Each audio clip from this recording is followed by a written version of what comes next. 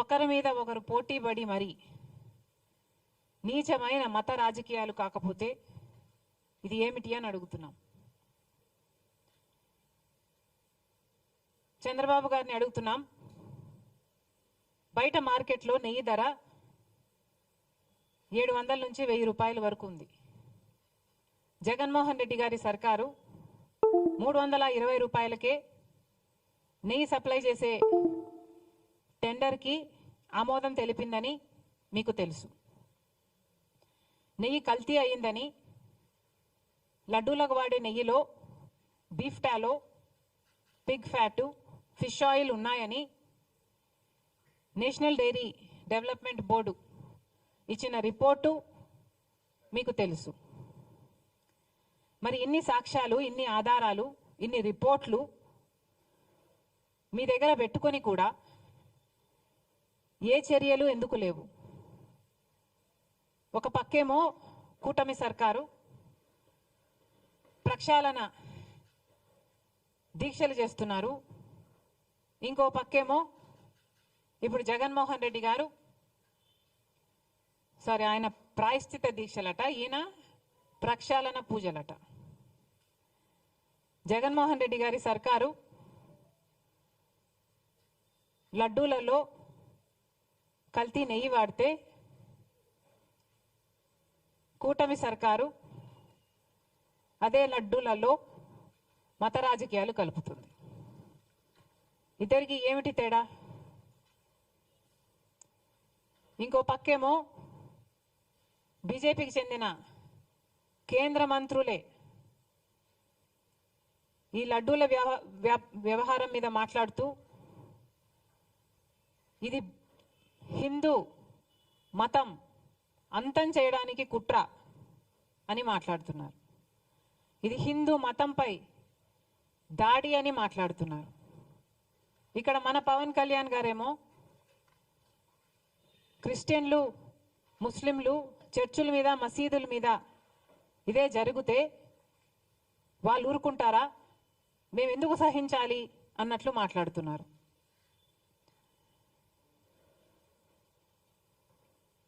ఇంత దుర్మార్గంగా ఎలా మాట్లాడగలుగుతున్నారు?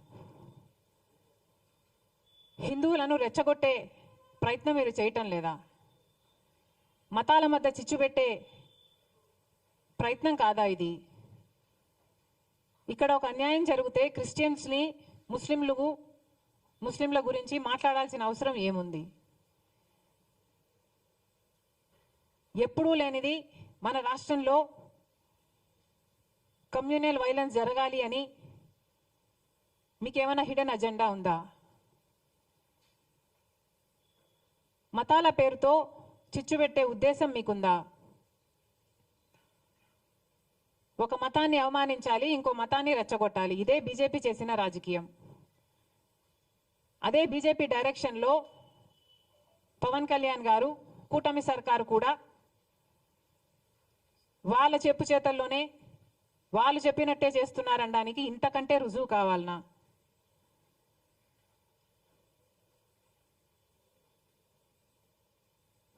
అసలు ఆంధ్ర రాష్ట్రంలో ఎప్పుడూ కమ్యూనల్ వైలెన్స్ లేవు. అలాంటిది మీ పొలిటికల్ మైలేజ్ కోసం, పొలిటికల్గా మీరు లబ్ధి పొందడం కోసం ఇది కావాలనే రెచ్చగొట్టే వ్యాఖ్యలు చేస్తున్నారా అని అనిపిస్తుంది. ఇది భావ్యం కాదు. రెస్పాన్సిబుల్ పొజిషన్స్లో ఉన్న వాళ్ళు రెస్పాన్సిబుల్గా మాట్లాడాల్సిన అవసరం కూడా ఉంది. అసలు కేంద్ర మంత్రులుగా ఉన్నవారు కూడా ఇంత నిర్లక్ష్యంగా మాట్లాడుతున్నారు. అసలు మోడీ గారిని అడుగుతున్నాం. మోడీ గారు, మీరు గత నవంబర్లో అనుకుంటా వారు మొన్నెప్పుడో తిరుపతికి రావడం జరిగింది. తిరుమలలో మోడీ గారు దర్శనం చేసుకున్న తర్వాత 140 కోట్ల మంది భారతీయులకు మంచి జరగాలని ప్రార్థన చేసుకున్నానని చెప్పటం జరిగింది. అయ్యా మోడీ గారు, మరి అదే తిరుమలలో 140 కోట్ల మంది సెంటిమెంట్లు దెబ్బతినే విధంగా ఒక కాంట్రవర్సీ బయటకు వస్తే మరి మోడీ గారు ఏం చేస్తున్నారు? నేషనల్ డైరీ డెవలప్మెంట్ బోర్డు కేంద్ర సంస్థ.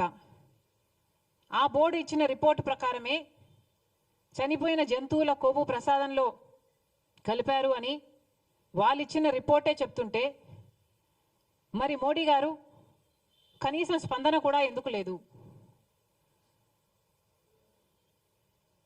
మీరు చెప్పినట్టే 140 కోట్ల మంది భారతీయులకు సంబంధించిన అంశం.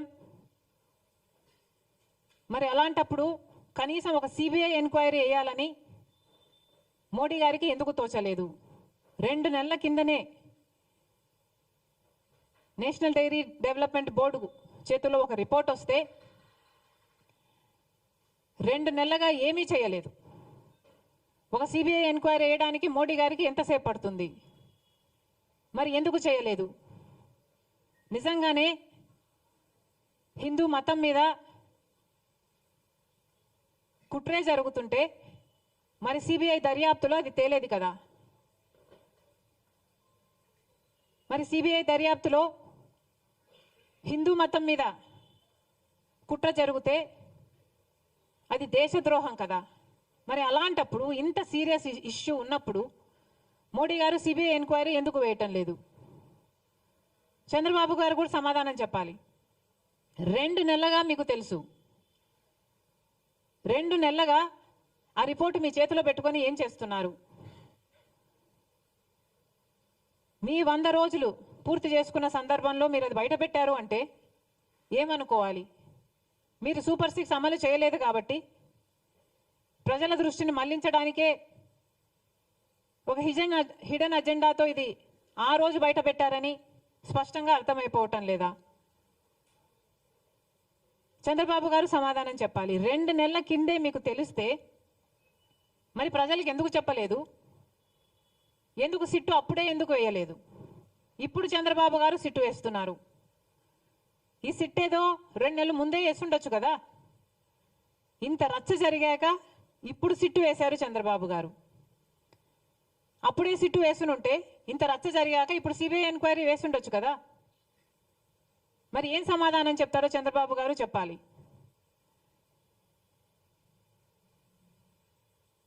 ఇన్ని ఆధారాలు, ఇన్ని రిపోర్ట్లు మీ చేతుల్లో పెట్టుకొని కూడా ఈరోజు ఒకవైపు తెలుగుదేశం పార్టీ అయినా, పవన్ కళ్యాణ్ గారైనా, బీజేపీ అయినా, జగన్మోహన్ రెడ్డి గారైనా అందరూ కలిసి నీచమైన మత రాజకీయాలు చేస్తున్నారు. మొన్నెక్కడో ఒక రాముల వారి రథం తగలబెట్టారని విన్నాం. వీళ్ళు చేస్తున్న ఈ క్రియలకు, వీళ్ళు మాట్లాడుతున్న మాటలకు ఇవి ఎక్కడికి దారి తీస్తాయి అన్న స్పృహ లేకుండా, అన్న ఇంగితమన్నా లేకుండా రెస్పాన్సిబుల్ పొజిషన్స్లో ఉన్న వాళ్ళు మాట్లాడాల్సిన మాటలేనా ఇవి?